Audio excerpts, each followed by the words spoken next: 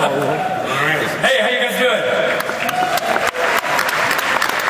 All right, what I want to show you is a project, as Ted said, that we're calling Rome. It is basically a multi-publishing project, shall we say. Multi-publisher? So my screen up, there we go. So the first thing that you've got to know is this is completely an AIR application written in ActionScript. About 20,000 lines of ActionScript is what you're about to see in action.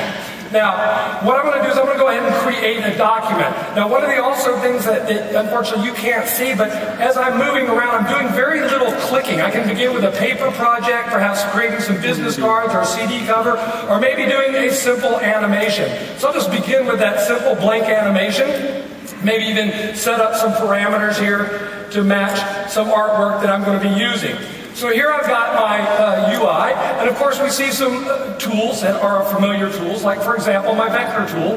I'm just going to go ahead and draw out a rectangle. Now one of the things that you'll notice is you don't see a lot of palettes or panels, because in the Rome project everything is intuitive. So when I've got an object selected, you'll notice that Rome intelligently decides what can I do with that particular object. So maybe it is something like applying a color. I'm not even clicking, I'm just mousing over to go ahead and select my color.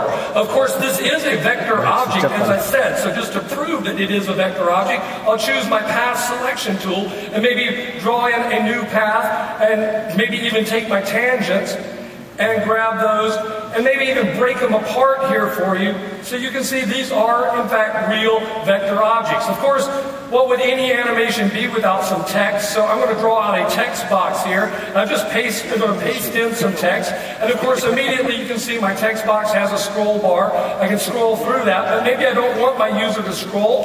Maybe I would rather just draw out another text box. No, I'll go back and select my selection tool and say I would like to take this text box and link it over to this one. And so now my text has flown together. Pretty cool, all right? Now, of course, I don't want this sitting here on the stage, so instead I'm just going to select all of these objects and say, you know what, I'd like to do a little bit of animation. So what you might have noticed is down here along the bottom of my timeline, I've actually got, or my screen, I've actually got an animation timeline. So we'll go ahead and say, I'm ready to do an animation.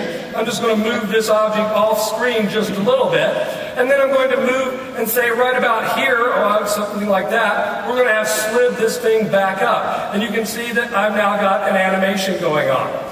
Now, of course, it's not just about bringing in artwork or drawing artwork. I can also import artwork that I've been working on. So I've actually got a PSD, a native Photoshop file, untouched, right out of Photoshop, and I'm going to import that right here into my application. You see here it is, this is it. I'm going to go ahead and move it here to the back just a little bit.